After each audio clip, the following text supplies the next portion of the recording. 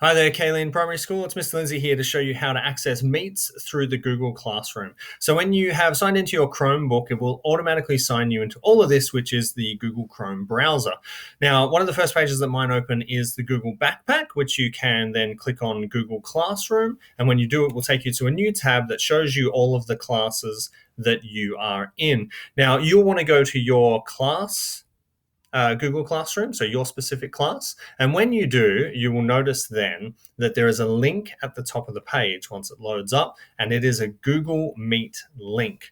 So if you want to get easy access to your classroom each time and avoid those steps, you can always click the blue star here and create a bookmark for your Google Classroom.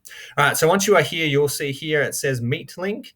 Now, this Meet link is attached to the Google Classroom and created by your teacher. And when you click on it, it will take you to the Google Meet software, which is a video conferencing software where you can see and hear your teacher and anybody else on the call. And it's really handy. So you can see here it's getting ready.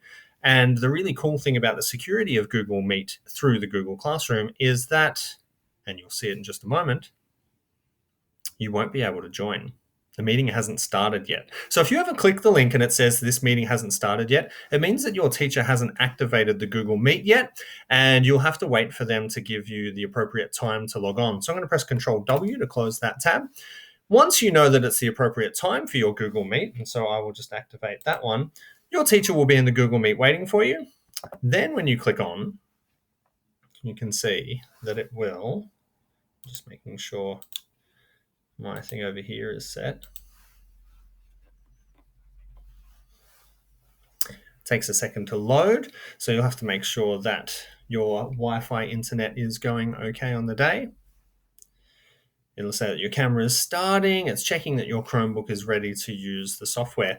It'll ask you if you're ready to join, and you will then have to ask to join. So you click the blue button that says ask to join, and your teacher will get a little bing bong notice that says you want to join, and they can deny entry or they can admit you. And you'll see here that you'll join the call when someone lets you in. The teacher will be the one to press admit, and when they do, it should take you straight into the Google Meet.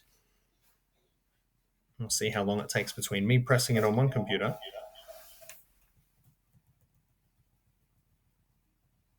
and you being able to see all of the Google Meet software here. We might pause while it loads. Okay, now that you're in the Google Meet with your teacher, and you can see Danny Rand there running the show, you can see there are a few tools down the bottom that you can use. It can be a good idea when entering a meet or even beforehand, muting your microphone so that we don't have 25 kids all making noise at the same time. And if you don't want to be seen, you can turn your camera off, and you can see down the bottom right-hand corner that your camera will take it away and you can turn it back on.